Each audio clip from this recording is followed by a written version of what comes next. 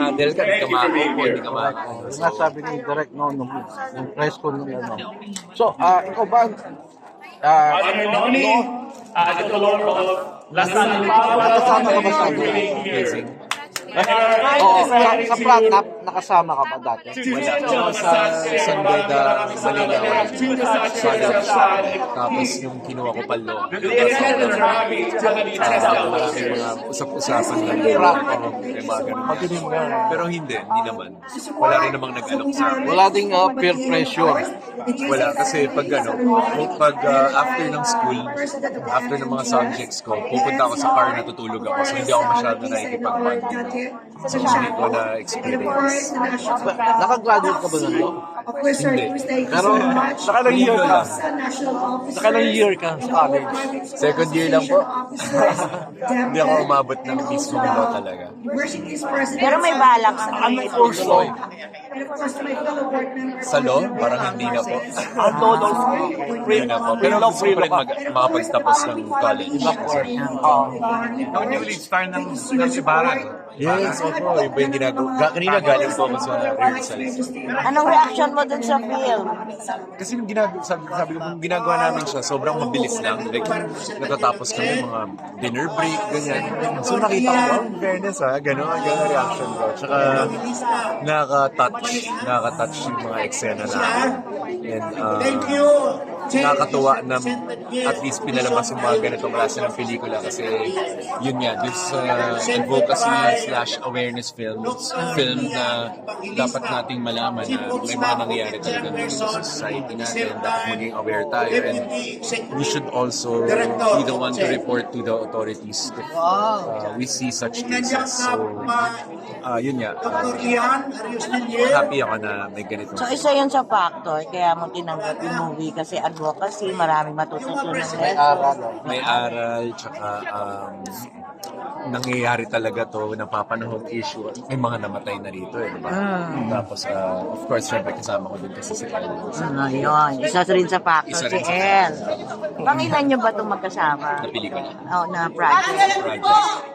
Lima? Pangilan na. Pang ilang movies to? Movie? Oo. Panguna? Ito pala. First time na lang. Suit lang kami nagkakasama. Sa mga taping, sa mga serye. Okay. O, kumusta naman ang ano nyo sa movie? Ang chemistry nyo, ang pagkakatrabaho nyo?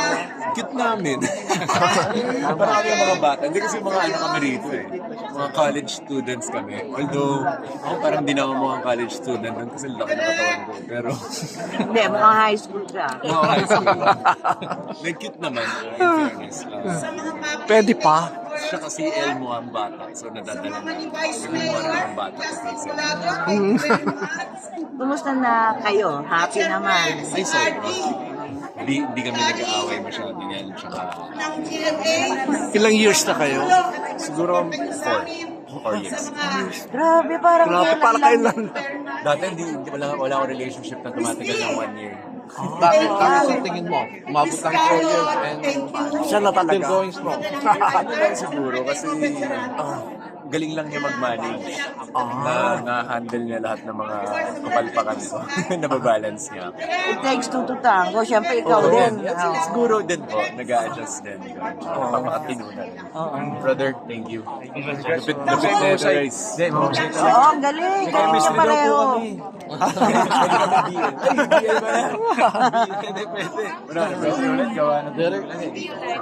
Ikaw ba yung tipo ng lalaki na handa magpamatay sa babae?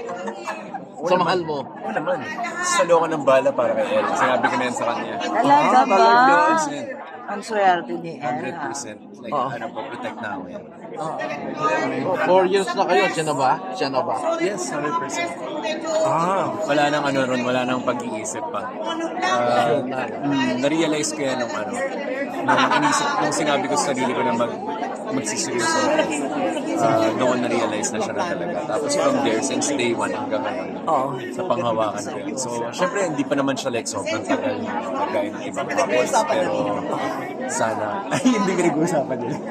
Pero sana, Chismis tayo. oo nga eh. Pero nakikita mo na yung sarili mo na to Kasala settle na. down with her. 100%. 100%. Lahat ng plans ko, alam mo, paggawa ko ng house, sa kanya ko tinatanong anong gusto mo gusto. Wow! Pero Ilang napag-uusapan taon nyo na ka mag-settle talaga. down? Pag-uusapan po.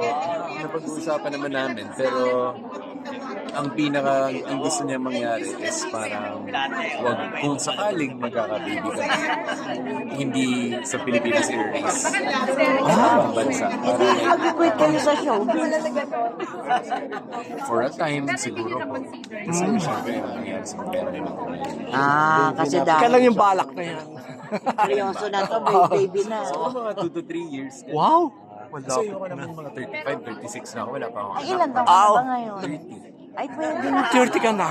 Ay, Hanggang baby na pinag-uusapan dito. Di ba po? Nanay ko, ilang taon? Hihintay na. So, okay naman ka sa na? parents nyo na. Okay Oo. na.